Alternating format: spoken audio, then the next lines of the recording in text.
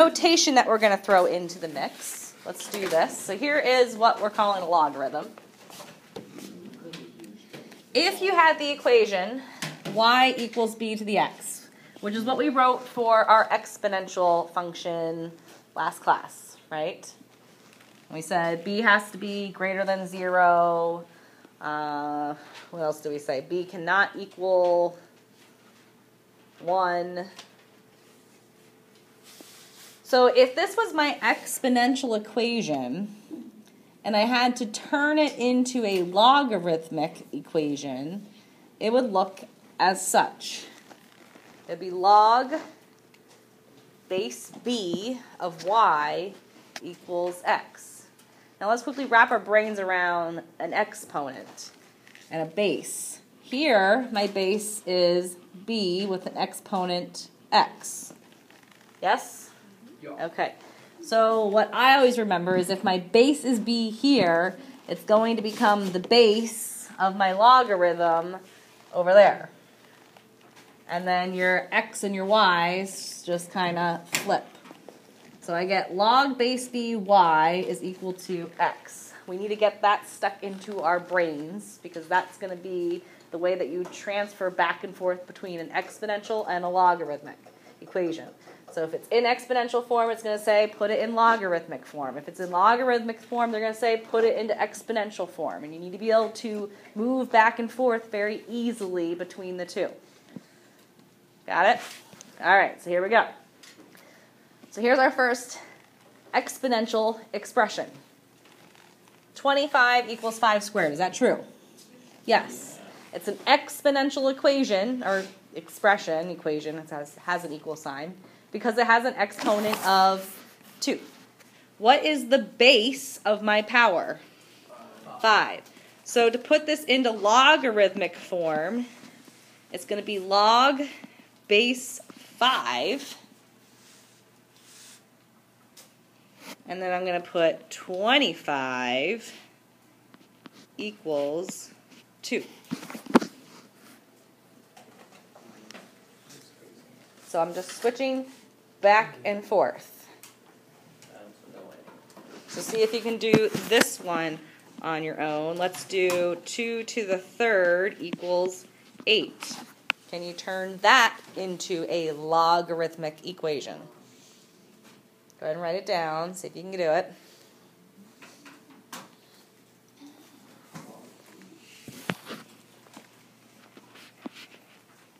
It would be log base what? 2. What comes after that? 8 equals 3. Good. What if I had 4 squared equals 16? What would that turn into? Log base 4, 16 equals 2. Okay. Isn't that lovely?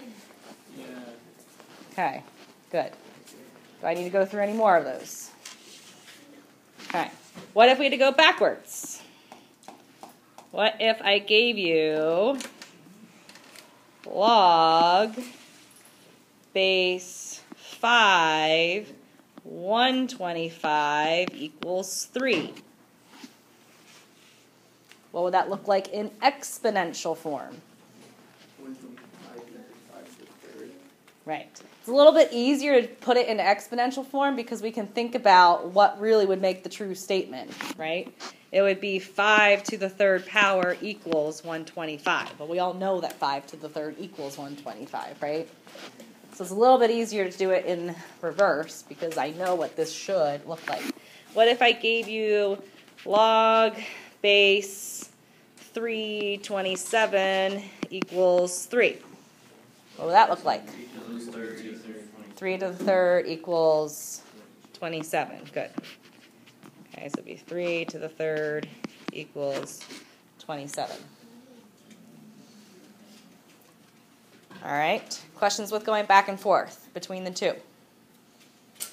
Yes? No? Good? Good? What's hard about it? It's just getting it into your brain. You got to get it into your brain to get it there, right? All right. So what we're going to be talking about now is a common logarithm. The log button on your calculator is assuming a common log. And when we talk about a common logarithm, it's a logarithm that uses a base of 10. And why is it easy to do a base of 10 of anything? If I take 10 to any power, what am I really doing? Like 10 to the second would be how many zeros? 2 zeros. 10 to the third would be 3 zeros. 10 to the fourth would be 4 zeros. So if we have a common log and we make it a base 10, that makes it pretty easy to deal with. So when you are using that log button on your calculator, it only works when your base is 10. In the previous problems that we just did, none of those bases were 10, so I wouldn't just be able to type in the log of 5 and get a number. It's not going to work out. Okay? All right, we got that written down? So, let's do some solving. We've got 10 to the x power is equal to 85. Well, is that an easy one to come up with an answer of what the x is like we did over here? No. Because 10 to the 1 is 10. 10 squared is 100. So we can estimate that it's going to be somewhere between 1 and 2, right? Because 85 is in between 10 and 100. It's closer to 100. So that means our number is probably going to be closer to 2. So now let's turn it into logarithmic form so we can use our calculator to come up with an answer. So it's going to be log base what? 10. Log base 10. What's going to come after that? 85 is equal to x. So now go to your handy calculator, hit the log button, type in 85, and hit enter. 1.3. What is it? 1.93? Okay. Round to the nearest up thousandths. That's 3 decimal places. 929? Yeah. Okay. So 929 is approximately x. Let's check and make sure we did a good job. Take 10 to the 1.929 power. Do we get something close to 85? Yeah. Yeah, we should be. Did you only use the log button for 10? Yes, and we're going to learn what to do if it's not 10 later on, but not today. We'll get there. Okay? So for today, it's just going to give you base 10s for you to deal with. And if it doesn't, it'll give you something you probably can figure out in your head, like the other ones. All right, so what if, we talked about this. Let's do some, hold on, don't write that down. Let's try some more. What if we had 10 to the x is equal to 27? Go ahead and solve that.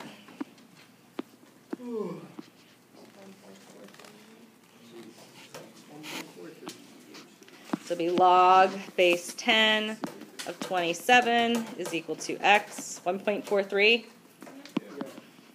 So approximately 1.43. We're not going to 1,000. Yeah, I mean, do whatever the book tells you to. I forget what it's asking you to round to. All right.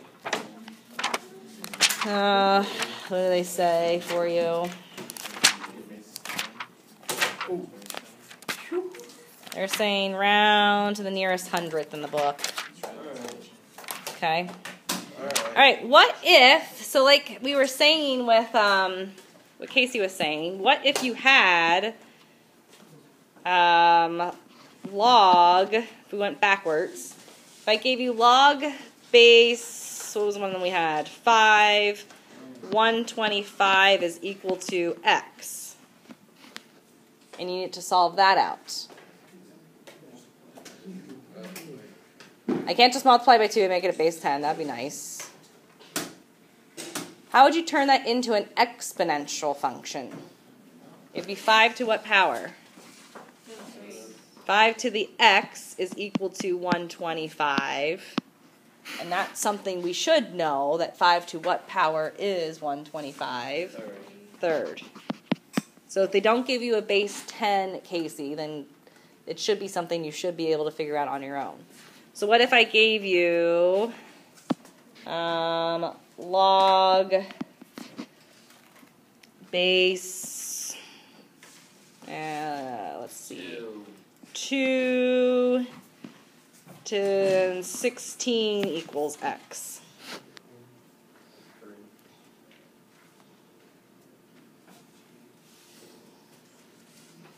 I'll just guess. What would that look like exponentially? 2 to the x equals 16. How many times do you multiply 2 to get to 16? 4. So x would be equal to 4. Okay. What about this one? What about 5 equals log base x to the 32? What is happening? 2 to 30? So then Well, it's not 2 to the 30, it's just 32. I should not be writing that as an exponent. So Set it up exponentially. What's the base of the log? x So what should be the base of my exponent? to the fifth. X to the 5th is equal to 32.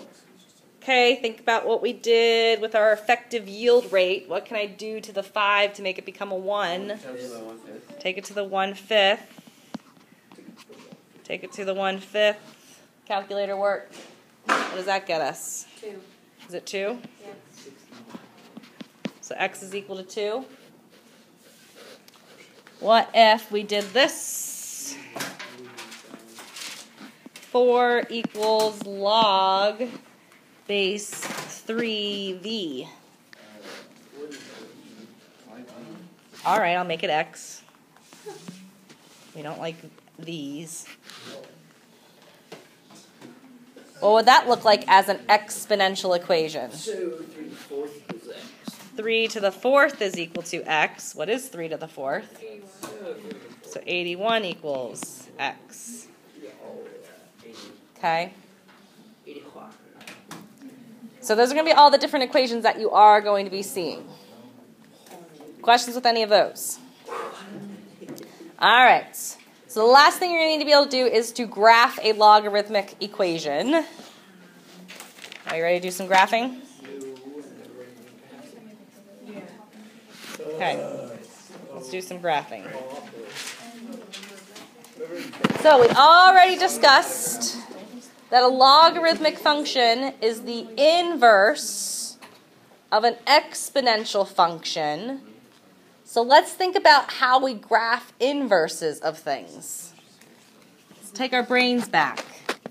Remember when I gave you, way back when, ordered pairs, I shouldn't make that 2, 3, 4, 5, 6, 7. Okay, is that a function? Yes. What would be the inverse of that function? 3, 2, 5, 4, 7, 6 would be the inverse. Remember doing that? So if I had a physical graph, let's say my graph was looking like this, how would I do the inverse of that graph? So if this is at the point 0, 1, the inverse of it would go where? 1, 0. If this point was at, let's say, 1, 2, the inverse of it would be where? 2, 1. If this was at, let's say, -1, 2, the inverse would be where? 2, -1, which would put my inverse here. You guys remember doing all that fanciness? Okay, so if we think about the logarithmic function being the inverse of the exponential function, do we know how to graph exponential functions? Yes. Hopefully you did it on your quiz correctly today. So it would be in the So then if I can find my x and y table for an exponential function, what could I do with that x and y table to get to the logarithmic function? Switch it, which is what we're going to do. Because sometimes it's hard to calculate logarithmic expressions, and it's much easier to do logarithmic or exponential expressions. All right, so go ahead and set up your graph. Y is equal to log base 2 of x.